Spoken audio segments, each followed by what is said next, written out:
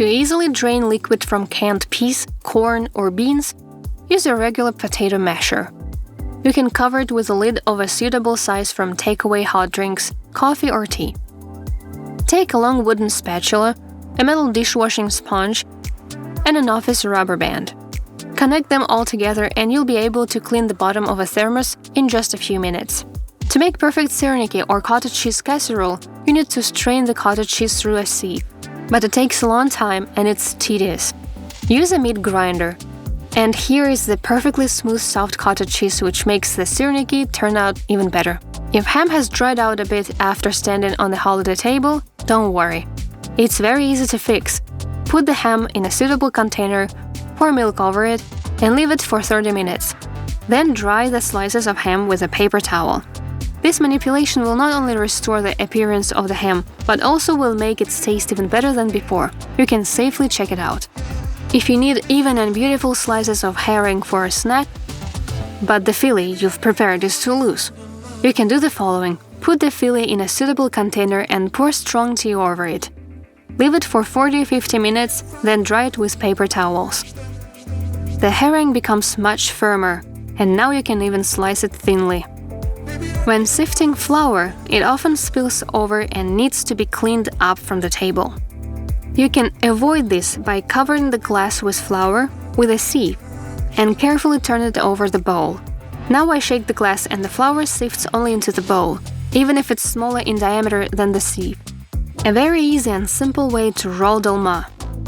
Lay out a regular food bag on a board. Place a shiny grape leaf on it with the shiny side down, then add a little prepared filling on top. Lift the grape leaf from the sides to cover the filling. Then lift up the edge of the bag, press it with the bag of a knife, and pull it towards you. The dolma rolls up inside the bag by itself. Making a marinade, add 2 tablespoons of salt, several bay leaves, black peppercorns, and allspice to water. Also add a little teriyaki sauce. If you don't have it, you can skip it. Bring the marinades to a boil and then let it cool completely. Cut the salmon and separate the fillet from the spine. The spine can be used to make soups and stews. Put the fillet in a suitable container and pour the cold marinade over it. Put it in the fridge for a day.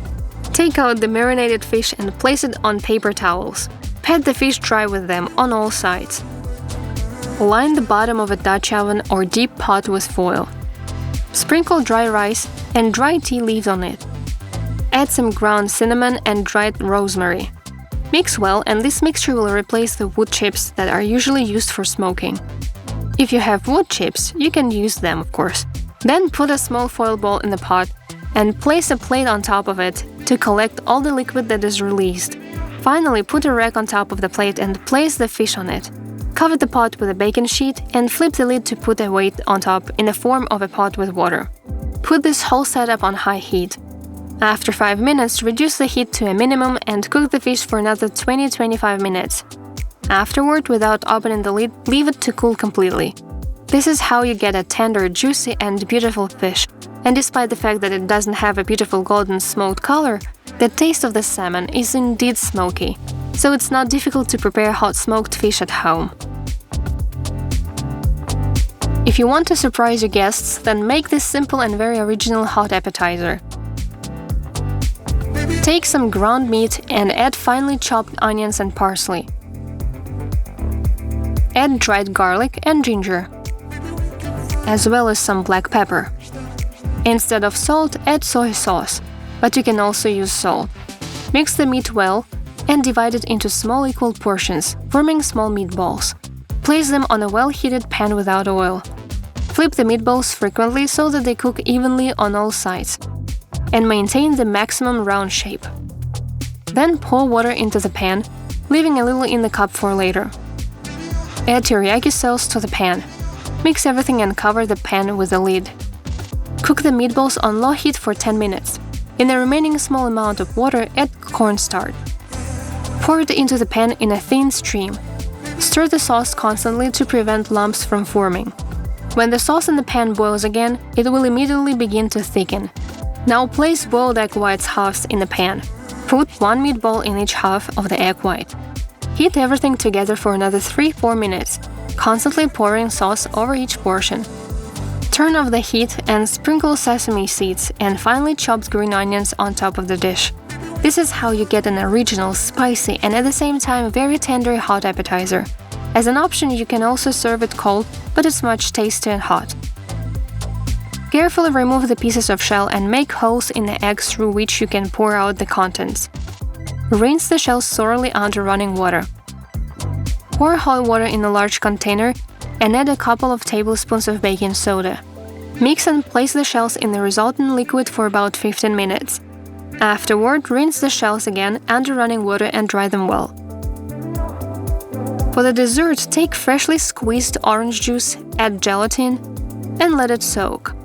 Then melt the mixture until it becomes liquid and add chopped berries and fruits.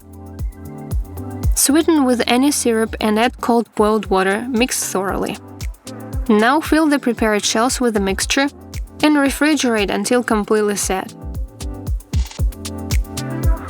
To easily remove the jelly from the shells, dip each portion in hot water for a few seconds. The eggshell will come off perfectly. This is how you get a beautiful, bright, and unique jelly.